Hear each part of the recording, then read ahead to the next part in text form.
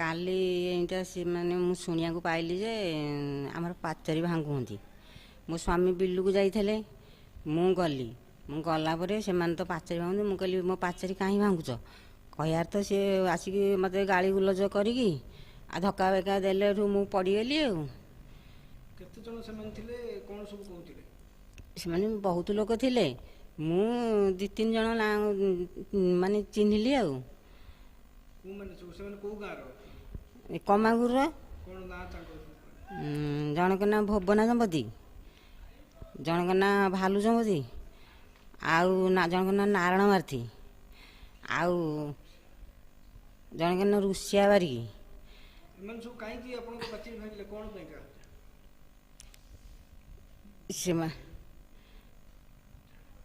ମୁଁ କି ଜାଣିଲି ସେମାନେ କାହିଁକି ଭାଙ୍ଗିଲେ ବୋଲି ଯେ।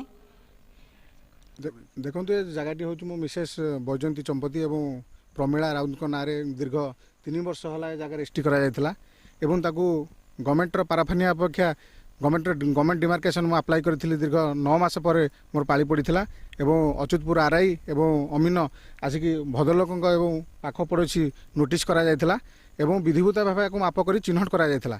କିନ୍ତୁ ଆମେ 3000 3500 ପଥର ପକାଇବାକୁ ପାଚେରୀ କରିଥିଲି।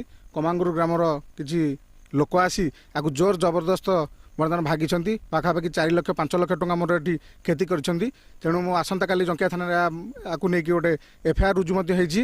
ତେଣୁ ମୁଁ ସରକାରଙ୍କୁ ନିବେଦନ କରୁଛି, ଯେହେତୁ ଆମେ ଗରିବ ଶ୍ରେଣୀର ଲୋକ, ଏପରି 5 ଲକ୍ଷ 7 ଲକ୍ଷ ଟଙ୍କା ଆମ ଉପରେ ବର୍ଡ଼ନ ହେଇଛି। ଏ ଜାଗା ପାଇଁ ଆମେ ଝାଳ ବୁହା ଧନ ସଞ୍ଚୟ କରି ଏ ଜାଗା କିଣିଥିଲୁ। ତେଣୁ ଆକୁ ଆମେ ଆ ପାଇଁ ନ୍ୟାୟ ମାଗୁଛୁ, ଆମକୁ ନ୍ୟାୟ ଦରକାର। ଏଠି ଜାଗା ଆମେ କିଣିଥିଲୁ ପ୍ରମିଳା ରାଉତଙ୍କ ନାଁରେ। ସିଏ ଜାଗା ଆଜି ଦଖଲ ଆର୍ଆଇ ଆସି ତାକୁ ନାପଜୋକ କରି ଚିହ୍ନଟ କରି ଗଲେ। ଗଲା ପରେ ଆମେ ଚିହ୍ନଟ ହେଲା ପରେ ଆମେ ପଥର 3500 ଆଣି ଚାରିପଟା ପାଚେରୀ ପଥର ଥୋଇଥିଲୁ। ସିଏ କିଛି ଲୋକ ଆମ ଗାଁର 20-25 ଜଣ ଆସିକି ତାକୁ ଭାଙ୍ଗିକି ସବୁ ଗୁଣ୍ଡ କରିଦିଅନ୍ତି। ଗୁଣ୍ଡ କରିବା ଖବର ପାଲା ଆସିକି ଯେ ମୁଁ ଗାଁରେ ନାହିଁ, ବିଲବାଡ଼ି ଟାଇମ୍ ଲୋକ, ମୁଁ ମଜୁରିଆ ଲୋକ, ବିଲକୁ ଯାଇଥିଲି।